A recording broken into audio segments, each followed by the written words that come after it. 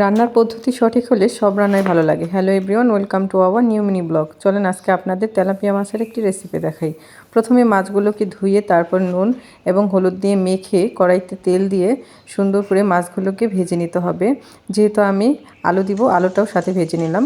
এরপর ওই একই তেলের ভিতরে আমি পেঁয়াজ সুন্দর করে বাদামি রঙের করে ভেজে নিলাম। পেঁয়াজ মরিচগুলো ভাজা হয়ে গেলে এখন আমি দিয়ে দিব আদা বাটা দিয়ে পানি দিয়ে দিলাম মশলাটা কষানোর জন্য। দিয়ে দিলাম পরিমাণ মতো লবণ এবং হলুদের গুঁড়ো, মরিচের গুঁড়ো দিয়ে সুন্দর করে নাড়াচাড়া করে মশলাটা কষানো হয়ে গেলে এরপরে দিয়ে দিব আমি ভেজে রাখা মাছ এবং আলুগুলো। সুন্দর করে মাছ ও আলুগুলো দিয়ে কিছুক্ষণ আমি কষিয়ে নেব। ঢাকনাটা ঢেকে দিব এই পর্যায়ে। এতে পেঁয়াজটাও গলে আসবে এবং মাছটাও ভেতর থেকে কুক হয়ে আসবে। এরপর এই দেখেন আমার মশলাটা প্রায় কষানো শেষ। এরপর আমি ঝোলের জন্য পানি দিয়ে দিচ্ছি। এই দেখেন আমি পরিমাণ মতো পানি দিয়ে আমি আবারও ঢাকনাটা ঢেকে দিলাম।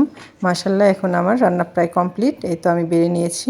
ভিডিওটি ভালো লাগলে প্লিজ সাবস্ক্রাইব।